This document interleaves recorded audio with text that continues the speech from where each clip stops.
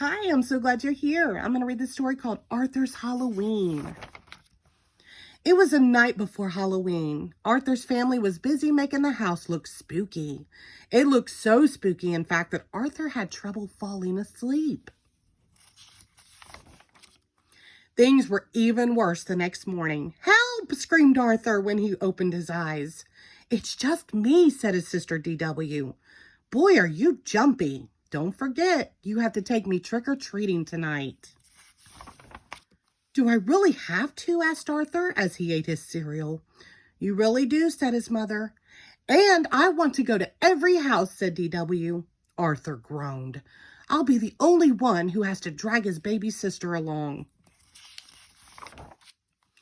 Arthur didn't recognize anyone at school. There was a giant robot in his classroom taking attendance. "You sound just like my teacher, Mr. Marco," said Arthur. "I am your teacher," said the robot. The only one Arthur recognized was the brain. He was wrapped in aluminum foil. "I'm a baked potato," said the brain. Francine passed out special morning snacks. "Eat these," she said. "They're bat-wing brownies and vampire blood." Everyone ate them but Arthur. Then they all put on blindfolds. Buster passed around bowls he said were filled with human eyeballs, hearts, and brains. Arthur turned pale. When it was his turn, he wouldn't even touch them. "What a scaredy cat," said Francine. "Chicken," said Muffy. "They're only peeled grapes, jello, and cold spaghetti." When it came time to go trick-or-treating, Buster knew which houses to skip. "Don't go there," he said. They only give apples." "Gross," said Francine. "And don't go to the big house on the corner," said Buster. "That's the witch's house.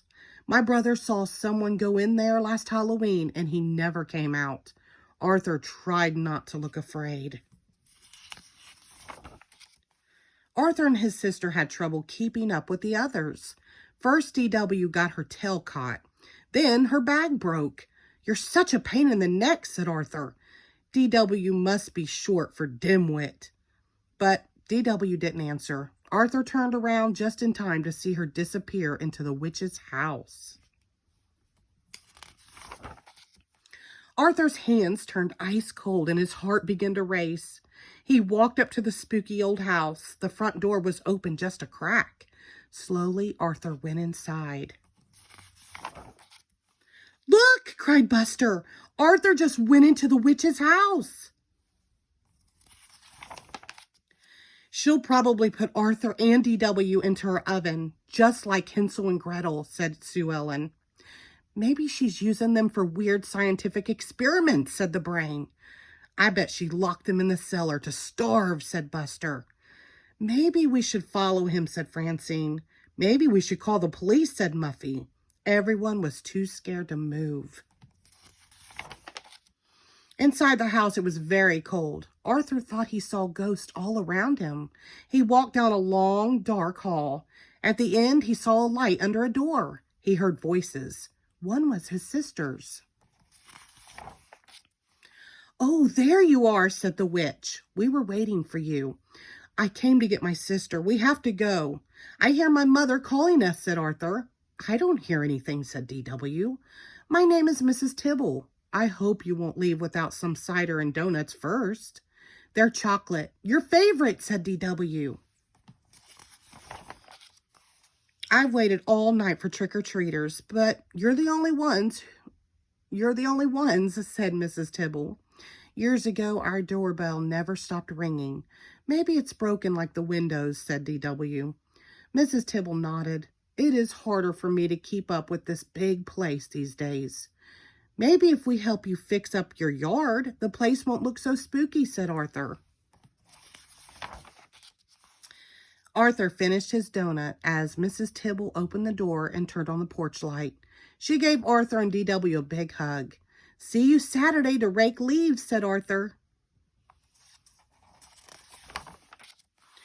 "You're still alive," said Francine.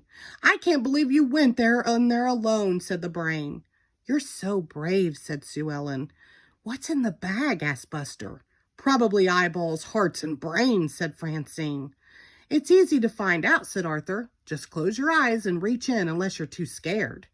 We've been to every house now. Can we take the shortcut home through the cemetery? Asked DW. The cemetery on Halloween? Are you guys crazy? Asked Francine.